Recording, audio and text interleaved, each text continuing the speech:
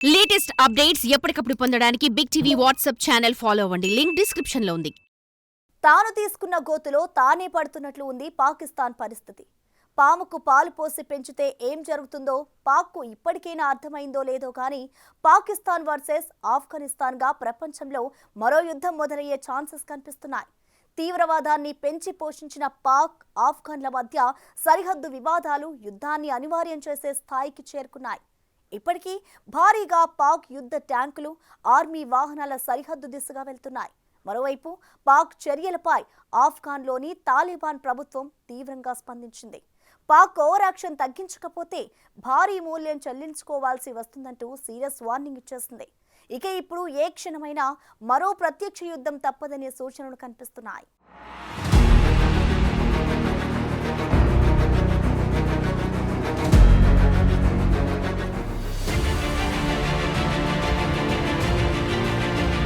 పాకిస్తాన్ సరిహద్దులో యుద్ధ మేఘాలు అలుముకుంటున్నాయి. అయితే ఈ సన్నాహాలు బద్ధశత్రువు భారత్తో కాదు, తానే పెంచి పోషించిన తాలిబాన్ ఉగ్రవాదంతో. అవును, ఆఫ్ఘనిస్తాన్ను స్వాధీనం చేసుకుని పాలిస్తోన్న తాలిబాన్ ప్రభుత్వంతో పాకిస్తాన్ యుద్ధానికి రెడీ అయింది. ఎప్పటినుండో పాక్ ఆఫ్ఘన్ల మధ్య నడుస్తోన్న సరిహద్దు వివాదాలు ప్రస్తుతం పీక్స్కి చేరుకుంటున్నట్టు కనిపిస్తోంది. ఇప్పటికే పాక్ సరిహద్దుల్లో పాకిస్తాన్కు సంబంధించిన యుద్ధ ట్యాంకులు, వాహనాలు భారీగా మోహరిస్తున్నారు. ఇటీవల పాకిస్తాన్ ఆర్మీ స్థావరాలపై 2 పెద్ద అటాక్లు జరిగాయి. తెహ్రీకీ తాలిబాన్ల గ్రూప్, తెహ్రీకీ తాలిబాన్ జిహాదీ పాకిస్తాన్ అనే సంస్థలు వరుసబెట్టి పాక్ ఆర్మీ స్థావరాలపై అటాక్ చేశాయి. ఇందులో 16 మంది పాక్ ఆర్మీ సైనికులు చనిపోవడంతో పాకిస్తాన్ ప్రభుత్వానికి కోపం నషాళానికెక్కింది. ఇలాగే తాలిబాన్లను, ఆయా గ్రూప్లను క్షమించుకుంటూ పోతే రాబోయే రోజుల్లో మరిన్ని దాడులు చేస్తారని, వారికి తగిన బుద్ధి చెప్పాలనే తరహాలో పాక్ సిద్ధమైంది. ఆఫ్ఘనిస్తాన్ సరిహద్దుల్లోకి యుద్ధ ట్యాంకులు, వెపన్స్తో కూడిన వాహనాలు వెళుతూ ఉన్నాయి.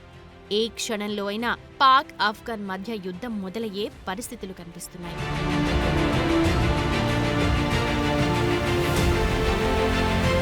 డిసెంబర్ 24 రాత్రి పక్తికా ప్రావిన్స్లోని ఆఫ్ఘనిస్తాన్కు చెందిన బర్మల్ జిల్లాను లక్ష్యంగా చేసుకుని పాకిస్తాన్ వరుస వైమానిక దాడులను ప్రారంభించింది. ఇందులో మహిళలు, పిల్లలతో సహా కనీసం 46 మంది మరణించినట్లు తెలుస్తోంది. ఈ దాడిలో మరో 6గురున్నారని, ఎక్కువగా చిన్నారులు గాయపడ్డారని తాలిబాన్ ప్రభుత్వం చెబుతోంది. ఈ దాడుల్లో లామన్తో సహా 7 గ్రామాల్లోని నివాసాలపై బాంబు దాడులు జరిగాయి. ఇందులో ఒకే కుటుంబానికి చెందిన 5గురు ప్రాణాలు కోల్పోయారు. అయితే బాధితులలో వజిరిస్తానీ శరణార్థులు కూడా ఉన్నట్లు తెలుస్తోంది. అధికారికంగా మరణించిన వారి గణాంకాలు ఇంకా స్పష్టంగా వెల్లడి కాలేదు. అయితే కనీసం 15 మృతదేహాలను స్వాధీనం చేసుకున్నట్లు అధికారులు తెలిపారు.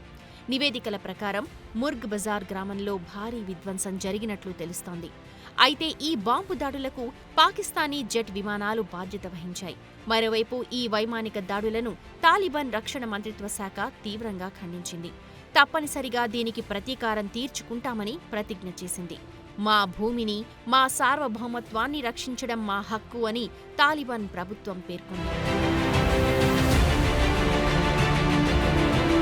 పాకిస్తాన్, ఆఫ్ఘనిస్తాన్ మధ్య ఉద్రిక్తతలు పెరుగుతోన్న నేపథ్యంలో ముఖ్యంగా ఆఫ్ఘన్ భూభాగంలో తెహ్రీకీ తాలిబాన్, పాకిస్తాన్ టీటీపీకి చెందిన తీవ్రవాదుల స్థావరాలపై వైమానిక దాడులు జరిగాయి.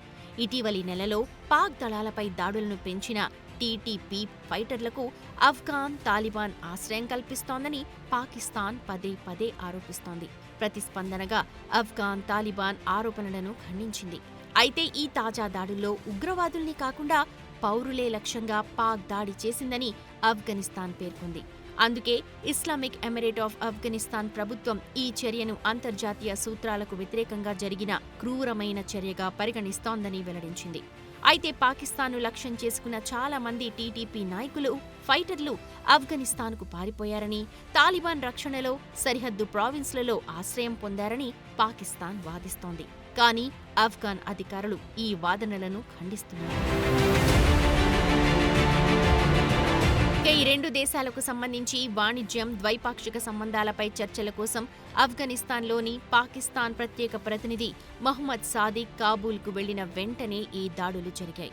అయితే ఈ పరిణామం ఇప్పుడు 2 పొరుగు దేశాల మధ్య దౌత్య సంబంధాలను మరింత క్షీణించేలా చేశాయి. నిజానికి 2022 నవంబర్ నెలలో పాకిస్తాన్ ప్రభుత్వంతో కాల్పుల విరమణ ఒప్పందాన్ని చేసుకున్న టీటీపీ దానికి విరుద్ధంగా పాక్ భద్రతా బలగాలపై దాడులను తీవ్రతరం చేసింది.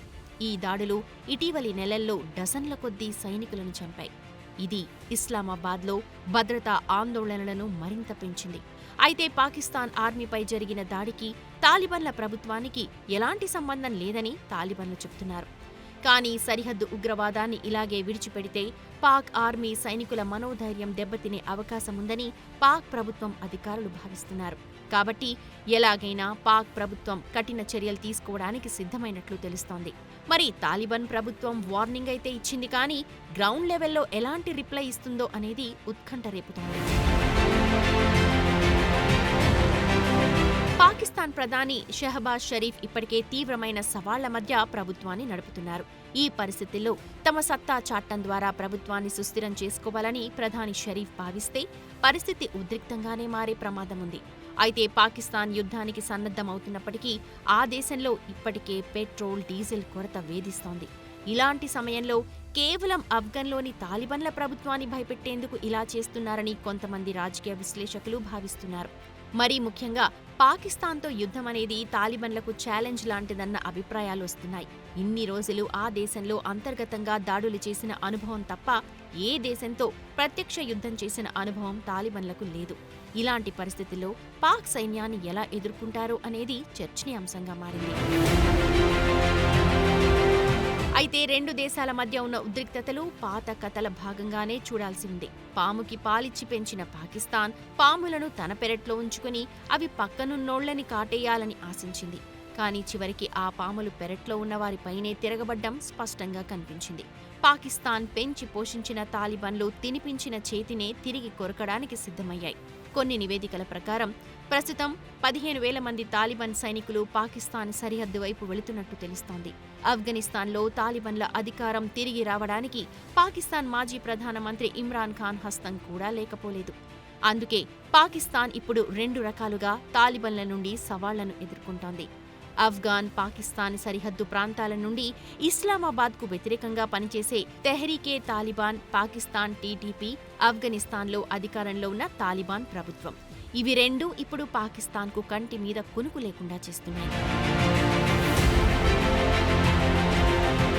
ఆఫ్ఘనిస్తాన్ని తమ ఆధీనంలోకి తీసుకొచ్చుకోవడానికి తాలిబాన్లు చేసిన ప్రయత్నంలో పాక్ అదృశ్య హస్తముందని అమెరికా నుండి అన్ని దేశాలకు తెలుసు. అందుకే తాను పెంచిన పామే పాకిస్తాన్కు కాటేస్తుందని అమెరికా గతంలోనే విమర్శించింది. ఏది ఏమైనప్పటికీ ఇప్పుడు భారతదేశం సరిహద్దుల్లో యుద్ధ మేఘాలు కమ్ముకుంటున్నాయి.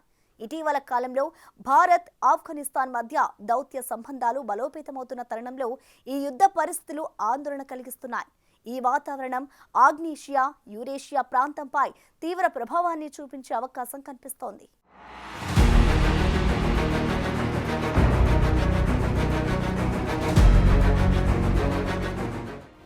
ఆఫ్ఘనిస్తాన్లో తాలిబాన్ తిరిగి అధికారంలోకి వచ్చిన తరువాత తాలిబాన్ కొత్త పాలనా తీవ్రవాద గ్రూప్ అయిన తెహ్రీకే తాలిబాన్ పాకిస్తాన్ టీటీపీని బలపరిచింది. ఈ గ్రూప్ మొదటి నుండి ఆఫ్ఘనిస్తాన్లోని తాలిబాన్లకు మద్దతిస్తోంది.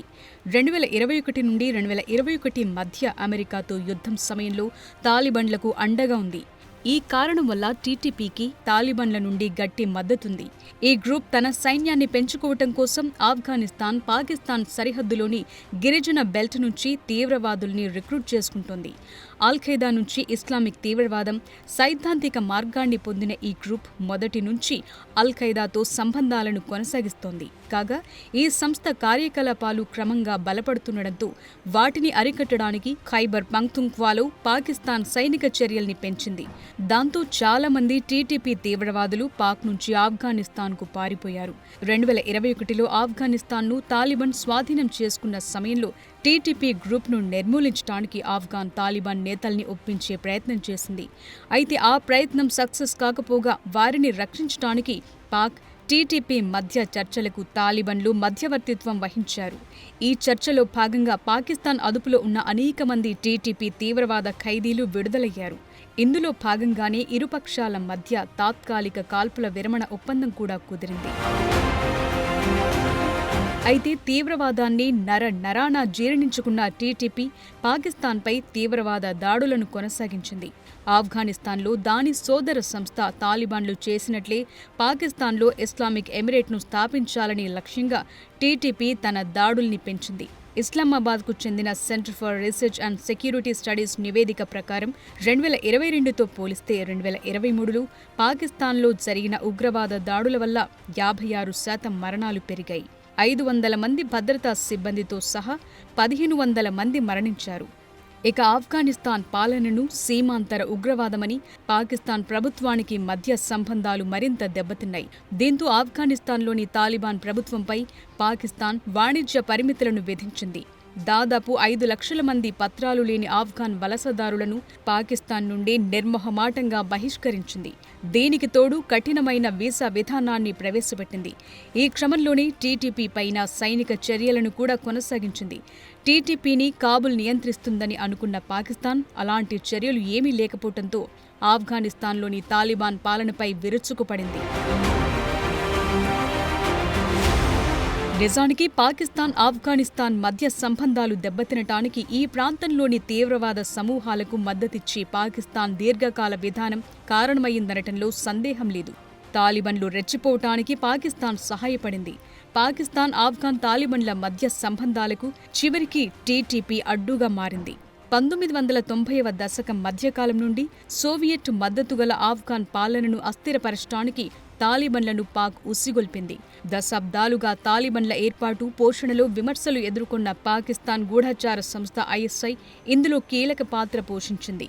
1996లో తాలిబాన్ ఇస్లామిక్ ఎమిరేట్ ఆఫ్ ఆఫ్ఘనిస్తాన్ను చట్టబద్ధమైన ప్రభుత్వంగా గుర్తించిన 3 దేశాల్లో పాకిస్తాన్ కూడా ఒకటి. నిపుణుల అభిప్రాయం ప్రకారం తాలిబాన్కు సైనిక సలహాదారులు, నిపుణులు, పోరాట దళాలను కూడా పాకిస్తాన్ అందించింది. ఇందులో Pak special service group commando సభ్యులు కూడా ఉన్నట్లు నివేదికలున్నాయి. అయితే పాకిస్తాన్ ఎప్పుడు వాదనలను ఒప్పుకోలేదు సరికదా, అన్ని సందర్భాల్లోనూ తమకు సంబంధం లేదని ఖండించింది.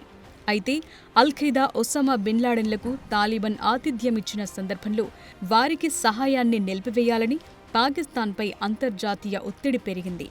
ఐక్యరాజ్య సమితి భద్రతా మండలి తీర్మానాలు చేసినప్పటికీ పాకిస్తాన్ తన మద్దతును కొనసాగించింది. లోతైన వ్యూహాత్మక చర్యలనే ముసుగులో పాకిస్తాన్ దశాబ్దాలుగా రాడికల్ మిలిటెంట్లను అనుమతించింది. వారిలో చాలా మంది తరువాత తాలిబాన్, ఇతర టెర్రర్ గ్రూపులతో చేతులు కలిపారు. ఈ సందర్భంలో భారతదేశంలోకి టెర్రరిస్టులను పంపటానికి పాకిస్తాన్ తాలిబాన్ను ఉపయోగించుకుంది. కశ్మీర్ సమస్యను రహస్యంగా ఎదుర్కోవటానికి భారత్కు వ్యతిరేకంగా తాలిబాన్లను వ్యూహాత్మక సాధనంగా పాకిస్తాన్ ఉపయోగించుకుంటోందని కూడా గతంలో ఆరోపణలొచ్చాయి. జైషే మొహమ్మద్, లష్కరే తోయిబా వంటి గ్రూపులు 1990లు, 2000 సంవత్సరాలలో తాలిబాన్ నియంత్రిత ప్రాంతాలలో శిక్షణ పొందుతూ చాప కింద నీరులా పనిచేశాయి. అయితే పాకిస్తాన్ ఆశించిన ఈ ప్రాక్సీ యుద్ధానికి ఇప్పుడు ఎదురుదెబ్బ తగిలింది.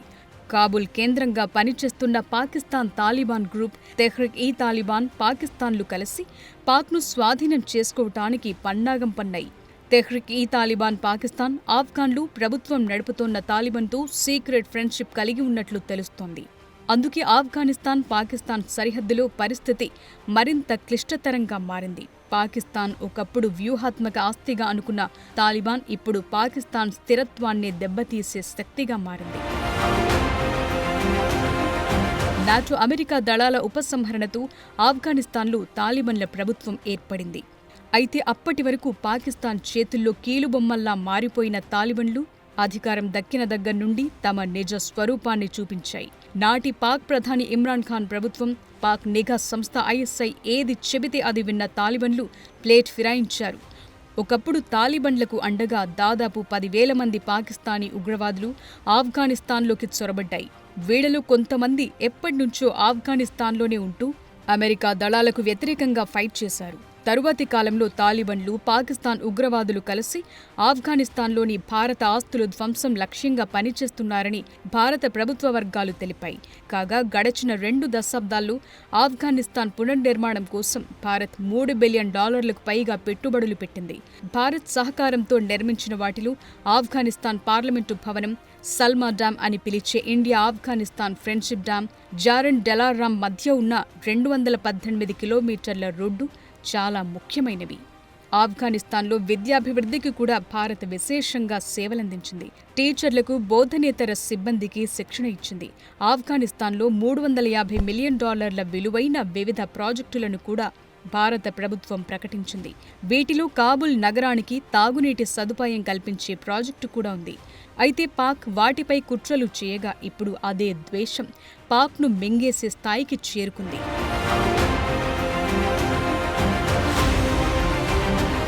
ప్రస్తుతం పాకిస్తాన్, ఆఫ్ఘనిస్తాన్ మొత్తం ఆగ్నేయాసియా, యురేషియా ప్రాంతంపై తీవ్ర ప్రభావాన్ని చూపించే యుద్ధం దిశగా అడుగులు వేస్తున్నాయి. పాకిస్తాన్ చర్యకు తగిన ప్రతిస్పందన తప్పనిసరిగా ఉంటుందని, అది కూడా చాలా తీవ్రంగా ఉంటుందని తాలిబాన్ ఆల్రెడీ వార్నింగ్ ఇచ్చేసింది. ఈ క్రమంలోనే పాక్ సరిహద్దు దిశగా వేల మంది తాలిబాన్ సైన్యం కవాతు తొక్కుతున్నారు. పాకిస్తాన్ కూడా తన యుద్ధ సామర్థ్యాలను సరిహద్దులో మోహరిస్తోంది. ఈ మధ్యలో పాకిస్తాన్, ఆఫ్ఘనిస్తాన్ మధ్య పెరుగుతోన్న ఉద్రిక్తతలను భారత్ నిశితంగా పరిశీలిస్తోంది. ఎందుకంటే భారత్ పొరుగున్న 2 అస్థిర దేశాల మధ్య యుద్ధం న్యూఢిల్లీకి కూడా సవాళ్లను పెంచుతోంది. ముఖ్యంగా శరణార్థుల సంక్షోభం, తీవ్రవాద పెరుగుదల వంటి అనేక అంశాల్లో ప్రధాన సమస్యలను కలిగిస్తుంది. కొన్ని నివేదికల ప్రకారం పాకిస్తాన్, ఆఫ్ఘనిస్తాన్ ఉద్రిక్తతల వల్ల భారత్ అప్రమత్తం కావటం మరింత ఎక్కువవుతోంది. ఆఫ్ఘనిస్తాన్లో పాకిస్తాన్ ఇటీవలి సైనిక చర్యల కారణంగా ఆఫ్ఘనిస్తాన్కు భారతదేశంతో సంబంధాలను బలోపేతం చేసుకోవటం అత్యవసరంగా మారుతోంది. మొన్నటి వరకు అంటకాగిన పాక్ నుండి తాలిబాన్లు దూరంగా వెళ్లటానికి ప్రయత్నిస్తారు. ఇది భారత్ వ్యూహాత్మక భాగస్వామ్యంలో మరిన్ని సవాళ్లకు కారణమవుతుంది. ముఖ్యంగా భారతదేశం గత సంవత్సరంలో తాలిబాన్తో అనేక అంశాల్లో చర్చలు చేస్తోంది. ఒక విధంగా ఈ చర్య పాకిస్తాన్ను ఆగ్రహానికి గురిచేసింది. దీనికి తోడు ముంబైలోని ఆఫ్ఘాన్ కాన్సులేట్ నుండి పనిచేయటానికి భారతదేశం ఒక తాలిబాన్ ప్రతినిధికి అనుమతిచ్చింది. ఈ క్రమంలో తాలిబాన్ ప్రభుత్వం భారత్కు ఒక హామీ ఇచ్చింది. భారత వ్యతిరేక కార్యకలాపాలకు ఆఫ్ఘనిస్తాన్ భూమిని ఉపయోగించడానికి అనుమతించబోమని న్యూఢిల్లీకి తెలియజేసింది. ఈ నవంబర్లో తాలిబాన్ రక్షణ మంత్రి మెహ్మద్ యాకూబ్ ముజాహిద్ కాబుల్లో భారత విదేశాంగ శాఖ సీనియర్ అధికారిని కలుసుకున్నారు. తాలిబాన్ వ్యవస్థాపకుడు ముల్లా ఒమర్ కుమారుడు ముల్లా యాకూబ్ కూడా న్యూఢిల్లీతో సానుకూలమైన దౌత్య భాగస్వామ్యాన్ని కొనసాగిస్తామని సుముఖత వ్యక్తం చేశారు. ఈ నేపథ్యంలో పాకిస్తాన్కు పుండు మీద కారం చల్లినట్టు అనిపించింది. కాబట్టి అక్కసును తీర్చుకోవటానికి మరో యుద్ధాన్ని మొదలుపెట్టాలని ఆలోచన చేస్తున్నట్లు విశ్లేషకులు భావిస్తున్నారు. మరి పాక్ ప్రతీకారం ఎలాంటి పరిస్థితులకు కారణమవుతుందో వేచి చూడాలి.